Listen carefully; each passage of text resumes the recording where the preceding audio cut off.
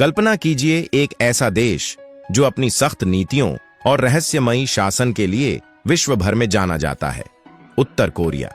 यह वही देश है जहां लोकतंत्र की बात करना भी अपराध माना जाता है। लेकिन एक दिन इस देश की राजधानी प्योंगयांग में एक ऐसा आयोजन हुआ जिसने पूरी दुनिया को हैरान कर दिया। सड़कों पर सन्नाटा था, मगर एक विशेष सभागार में फूलों से सजी एक तस्वीर के सामने श्रद्धांजलि दी जा रही थी। यह तस्वीर थी भारत रत्न, संविधान निर्माता, समानता और मानवता के महान योद्धा डॉक्टर भीमराव अंबेडकर की। और सबसे चौंकाने वाली बात, इस समारोह में स्वयं उत्तर कोरिया के सर्वोच्च नेता किम जोंग उन उपस्थित थे। जय भीम दोस्तों, आप देख रहे हैं हमारा पीके यूनिक स्टोरी यूट्यूब चैनल। अगर आप हमारे चैनल पर पहली बार आए हैं तो कृपया चैनल को सब्सक्राइब करें, वीडियो को लाइक करें और इसे अपने दोस्तों के साथ शेयर करें। अगर आप वीडियो को अंत तक नहीं देख सकते तो इसे अभी छोड़ दें। तो चलिए शुरू करते हैं। यह घटना इतिहास के पन्नों में स्वर्णिम अक्षरों में दर्ज हो चुकी है।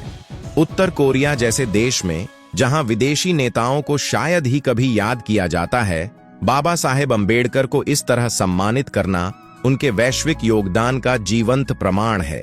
यह केवल एक श्रद्धांजलि नहीं थी, बल्कि दुनिया के सबसे बंद देश की ओर से समानता, स्वतंत्रता और बंधुत्व के मूल्यों को नमन था। किम जोंग उन ने इस अवसर पर एक संक्षिप्त लेकिन प्रभावशाली भाषण दिया। उन्होंने कहा, डॉक्टर भीमराव अंबेडकर केवल भारत के नहीं बल्कि पूरी मानवता के प्रेरणा स्रोत थे। उन्होंने सदियों पुराने अन्याय को चुनौती दी और एक ऐसा मार्ग दिखाया जो हर इंसान को सम्मान और गरिमा के साथ जीने का अधिकार देता है। आज हम उत्तर कोरिया में उनके आदर्शों को सलाम करते हैं। इस समारोह की तैयारियां कई हफ्तों पहले शुरू हो गई थीं। उत्तर कोरिया की सरकार ने भारतीय दूतावास से संपर्क कर बाबा साहेब के जीवन और उनके संघर्षों पर आधारित सामग्री मंगवाई। स्थानीय कलाकारों ने उनकी जीवन यात्रा को चित्रों और प्रदर्शनियों के माध्यम से जीवंत किया। सभागार में अंबेडकर जी के बचपन के संघर्ष, कोलंबिया विश्वविद्यालय में उनकी शिक्षा, भारत में सामाजिक क्रांति और संविधान निर्माण जैसे महत्वपूर्ण पड़ावों को खूबसूरती से दर्शाया गया। उत्तर कोरिया की जनता के लिए यह आयोजन एक अनोखा अनुभव था। जिन लोगों ने पहले कभी बाबा साहेब का नाम नहीं सुना था, वे भी उत्सुकता के साथ इस समारोह में शामिल हुए।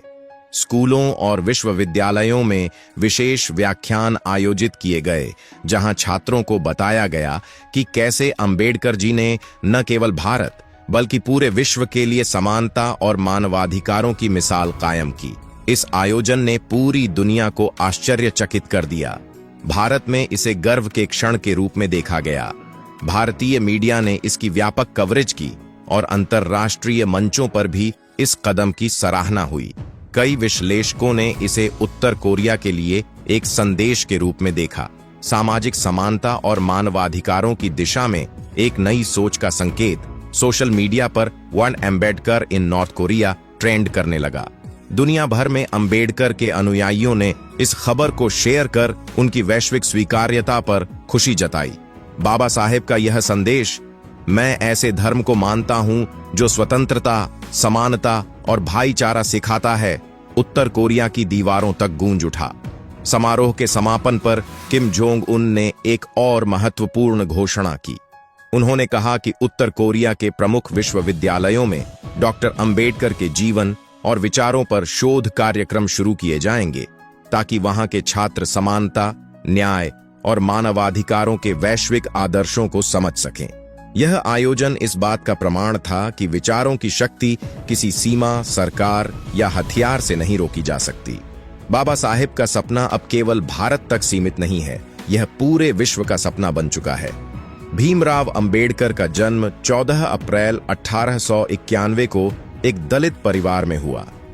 बचपन से ही उन्हें भेदभाव और अपमान का सामना करना पड़ा, लेकिन उन्होंने शिक्षा को अपना हथियार बनाया। उन्होंने सामाजिक असमानता के खिलाफ आजीवन संघर्ष किया और भारत के संविधान के माध्यम से एक ऐसा दस्तावेज रचा जो हर नागरिक को समानता और स्वतंत्रता की गारंटी देता है। उनका संदेश था, उठो, पढ़ो, संघर्ष करो और एक बेहतर दुनिया बनाओ।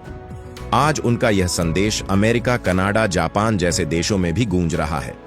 बाबा साहेब केवल भारत के नहीं, बल्कि पूरी मानवता के नायक हैं।